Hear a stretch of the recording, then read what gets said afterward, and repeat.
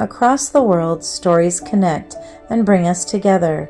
They capture our hearts, imaginations, and cultures in engaging ways.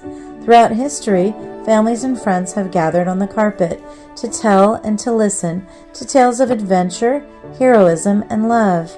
Join us for a magic carpet ride as we travel the world with stories, dance, and music. I can show you the world, shining, shimmering, splendid. Tell me, princess, now when did you last let your heart decide? I can open your eyes, take you wonder by wonder, over, sideways, and under on a magic carpet ride. A whole new world, a new fantastic point of view. No one to tell us no, or where to go, or say we're only dreaming. A whole new world, a dazzling place I never knew. But when I'm way up here, it's crystal clear that now I'm in a whole new world with you. Now I'm in a whole new world with you. Unbelievable sights, indescribable feeling, soaring, tumbling, freewheeling through an endless diamond sky. A whole new world. Don't you dare close your eyes. 100,000 Hold your breath, things it to gets see. better. I'm like a shooting star. I've come so far. I can't go back to where I used to be. First, we travel to the beautiful land of Venezuela with a poem read by Hazel Gomez and read by her aunt, Gladys Gomez. We will recite the original version in Spanish. The poem is called Land of Wonders. It is a love letter to a homeland that hurts and is deeply missed, Venezuela. But it is also a promise of those of us who still carry her name in our souls and who every day wish to represent her with honor, keeping alive the hope of a better tomorrow. Welcome, Hazel Gomez.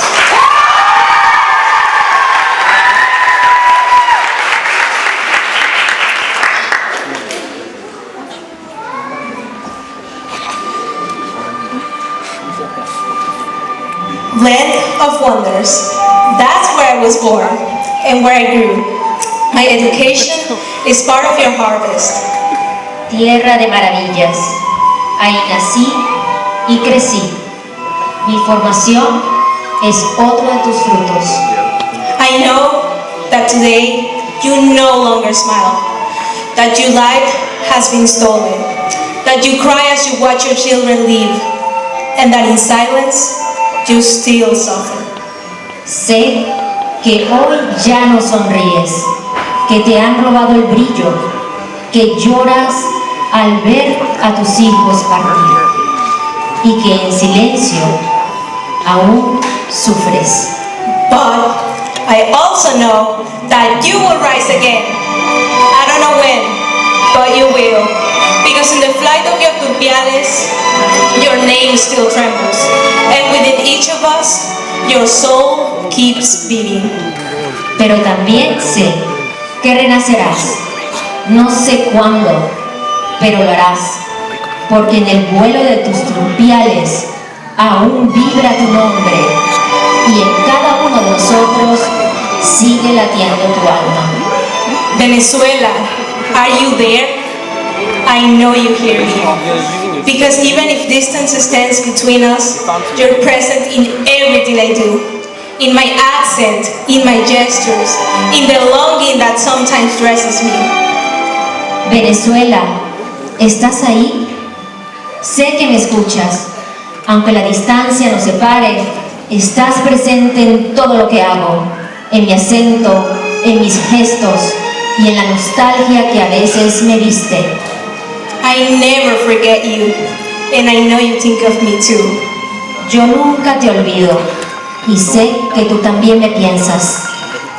Thank you for being my root, my first song, and my eternal teacher.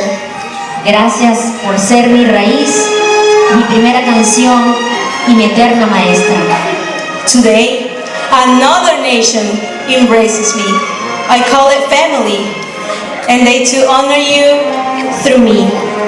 Hoy me acoge otra nación, yo la llamo familia, y ellos te honran a través de mí. And when the wind touches my face, I feel a voice calling me softly, like a mother who never forgets. Y cuando el viento acaricia mi rostro, siento tu voz llamándome suavemente, como una madre que nunca olvida.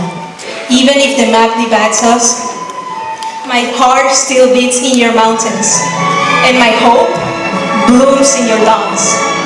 Porque aunque el mapa nos separte, mi corazón sigue latiendo en tus montañas y mi esperanza florece en tus amaneceres. Someday, you will shine again, and I'll be there to hold you with my soul, my beloved land of wonders.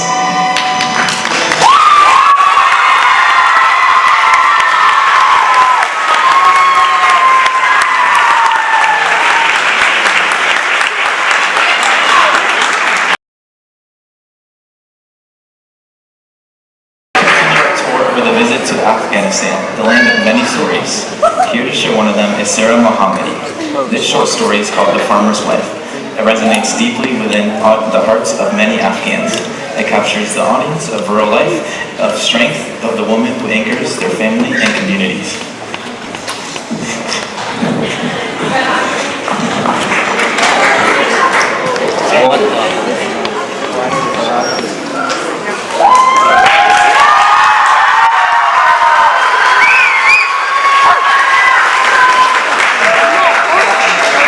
Once upon a time, there was a farmer's wife. One day, when she was picking apples from a tree, one of the apples fell down into a hole in the ground, and she couldn't get it out. She looked all around for someone to help her, and she saw a bird sitting on a nearby tree. And she said to the bird, "Bird, bird, fly down the hole and bring back the apple for me." But the bird answered, "Tweet, tweet," which means no. He was rather a naughty bird, you see. And the farmer's wife said, "What a naughty bird." And then she saw a cat. So she said to the cat, "Cat, cat, jump at the bird until he flies down the hole and brings back the apple for me." But the cat said, "Meow," which also means no. She was rather a naughty cat, you see. So the farmer's wife said, "What a naughty cat." And then she saw a dog. So she said to the dog, "Dog, dog, chase the cat until she jumps at the bird until he flies down the hole and brings back the apple for me." But the dog said, "Bow, wow," which means no. He was rather a naughty little dog, you see. So the farmer's wife said, "Good gracious, what a naughty little dog." No, never. We didn't hear this song. Then she looked around and she saw a bee. He said, "Bee, bee, sting the dog until he chases the cat, until she jumps at the bird, until he flies down the hole and brings back the apple for me." But the bee said, "Zzz, zzz," which, you guessed it, means no. He was rather a naughty little bee, you see. So the farmer's wife said, "Good gracious, what a naughty little bee."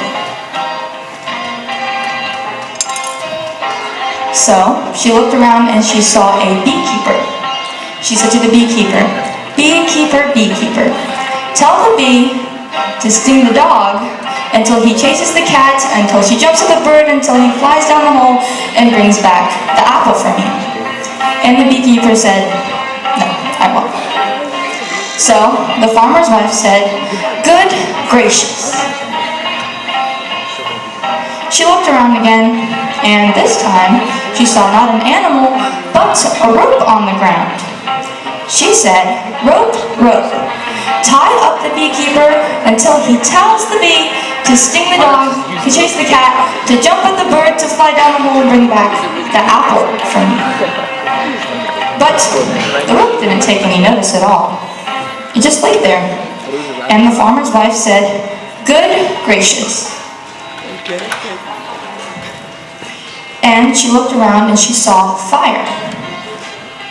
"Fire, fire, burn down the rope," she said, "until it ties up the beekeeper, burn the rope until it ties up the beekeeper, until the beekeeper tells the bee to sting the dog, to then chase the cat, to jump at the bird, to fly down and bring back the apple for me." But the fire didn't notice anything at all. It wasn't going to burn the rope. So then, the farmer's wife said, "Good gracious."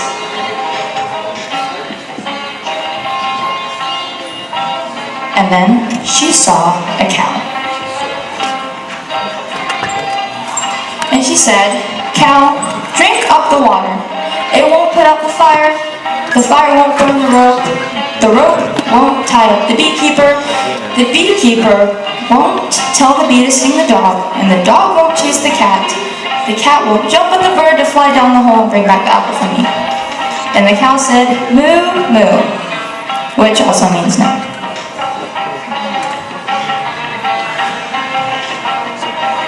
So then she looked and she saw a bird.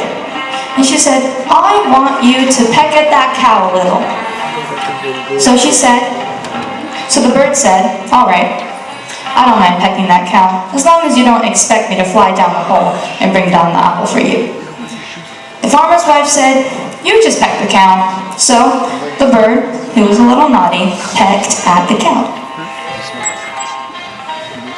And the cow started to drink up the water put out the fire started to burn the rope, and the rope tied up the beekeeper. And the beekeeper started to tell the bee, and the bee started to sting the dog, and the dog started to chase the cat. The cat started to jump at the very same bird who had pecked that cow. And then the wind flew down the hole and brought back the apple for the wife. And they lived happily ever after.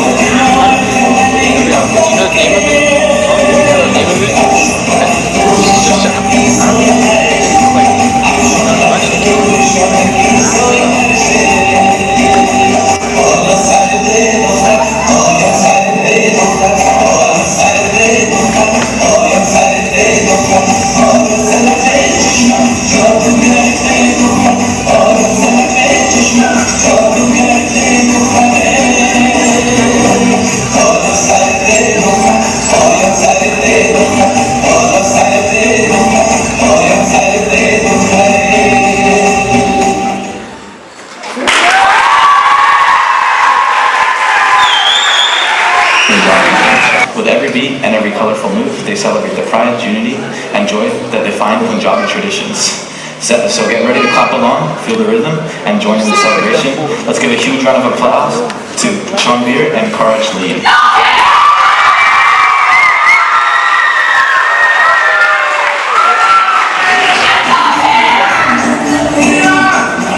I'm not in you. No, but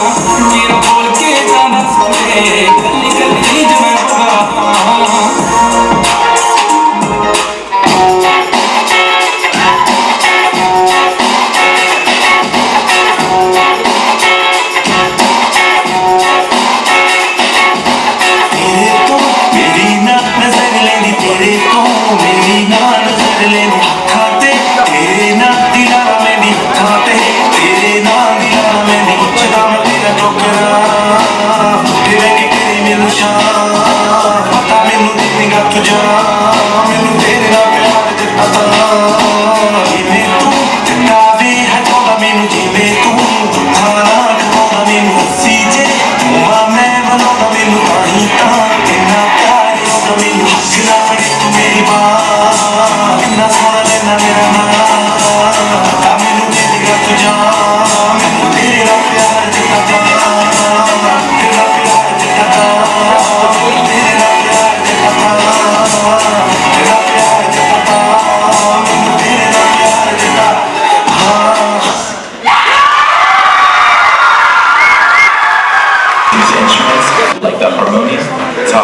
dolak and sometimes clapping or hand drums.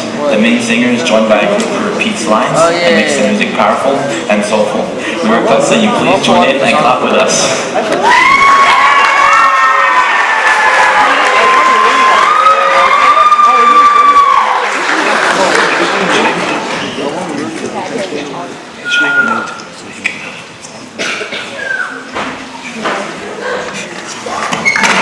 That was all for a second.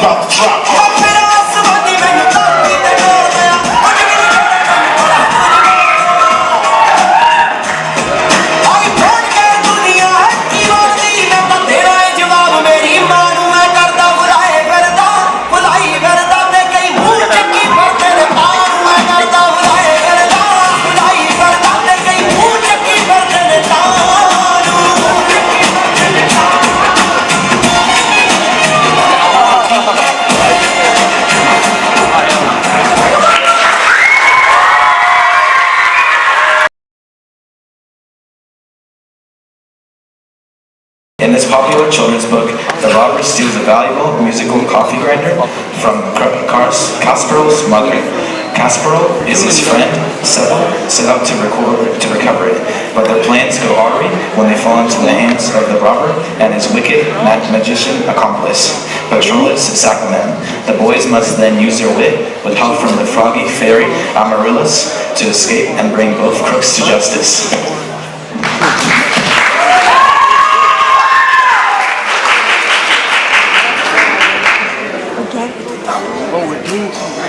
A wishing ring. It was some time before Kaspar and Sepal could speak. Then they both began talking at once. They both shouted at the top of their voices for several minutes. Kaspar was shouting at Sepal, and Sepal was shouting at Kaspar. Each of them was telling his own story, and neither was listening to the other. Kaspar gave up first. He put his hand over Sepal's mouth. "Hey, stop!" he cried.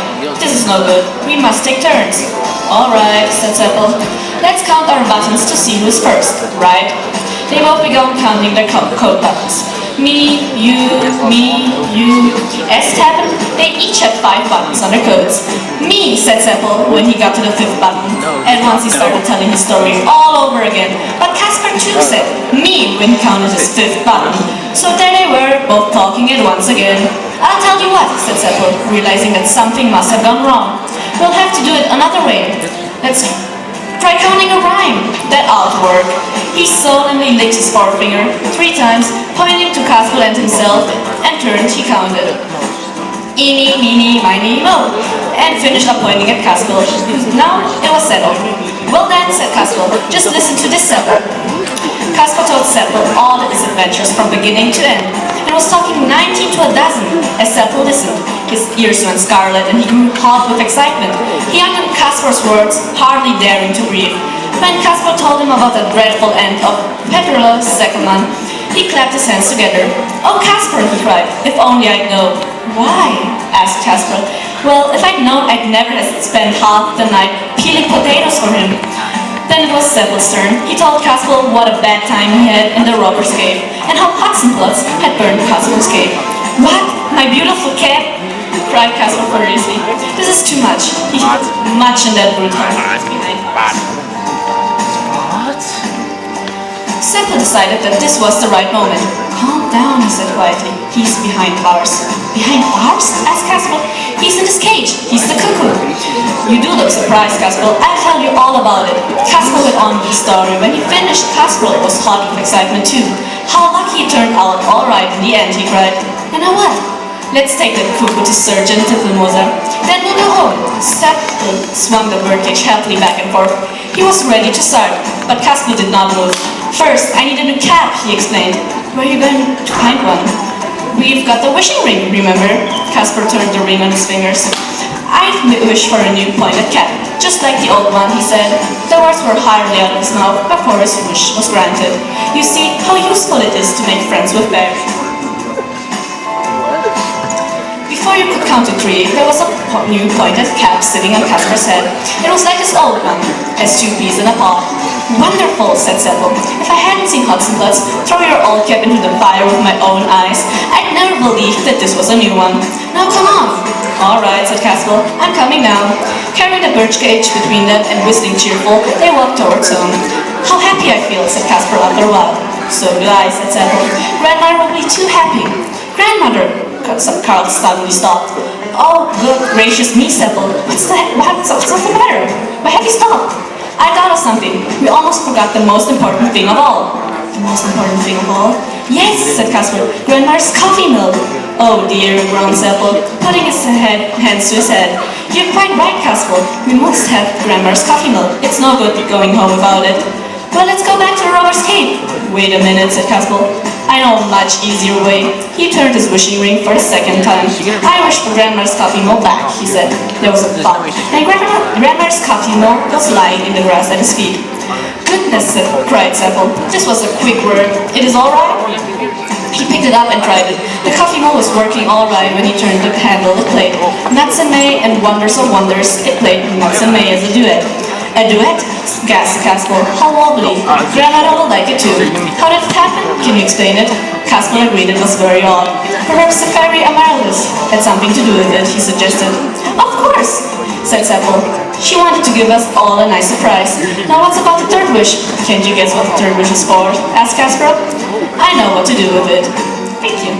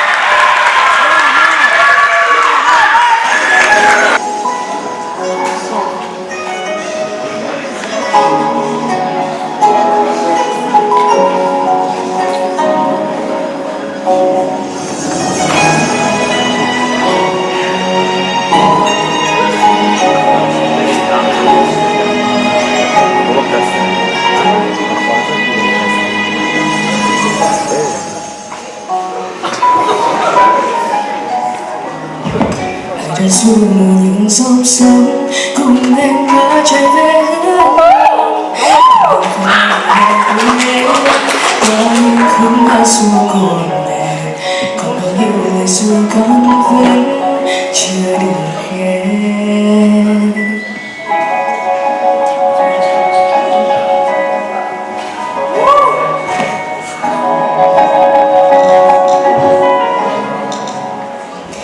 Việt Nam quê hương ta đẹp lắm, mộng ước khói sẽ sao tháng năm. Người Việt Nam ra đâu mát đan, thảo thương bốn khuôn những cành xanh. Việt Nam một quê hương ta ơi, biển núi chim và không đá trời. Vòng tiếng gọi họ vì nhớ con đói. Dậy với tôi nào, sao với tôi nào, sao thương một vòng Việt Nam. Nhìn nắng sông trời vẫn đất vắng. Cùng với tôi nào, sao với tôi nào, sao khắp một vòng Việt Nam. Come with me, we'll drive around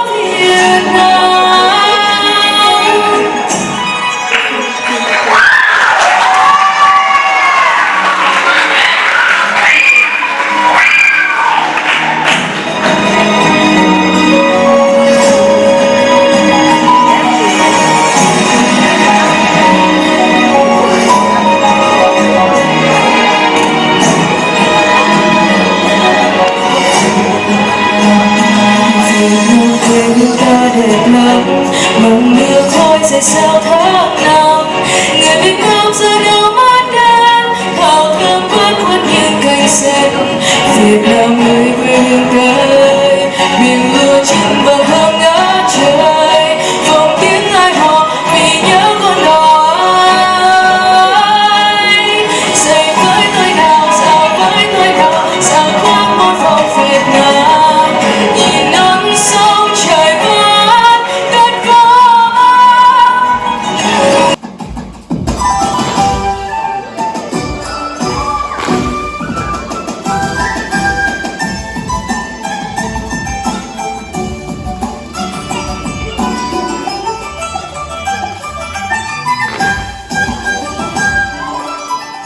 Theo anh qua những cánh đồng thơm lúa Việt Nam, nơi bao năm xa cách tương chừng hôm nay lớn dần. Lòng buồn về đời xa xăm, gợi lại kỷ niệm khôn nguôi, thương khói lam bao chiều và nói tranh thuốc còn nằm nôi. Cây mẹ che bóng má môi, chiều ta đứng chờ nhau, như ông xưa nghiêng ngỡ sống lại bên giây phút đầu. Đời nào ngọt ngào cho nhau, tình nào hẹn mai sau, thôi hãy xem như cuộc đời muốn vươn chìm vào lòng sâu.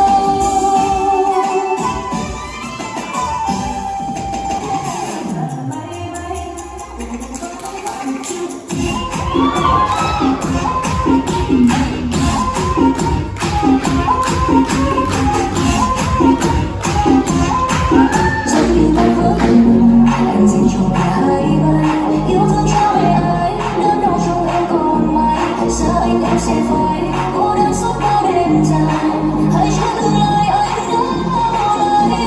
Ôi em đã không còn nước mắt, xin người đừng oán trách rằng tại vì số mỗi lúc đâu em không hề không yêu anh nhiều người ngu si, tình anh như người mất.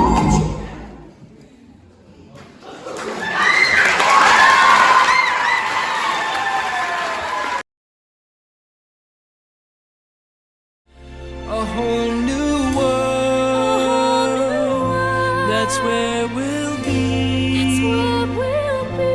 A thrilling chase, A wondrous place for you and me.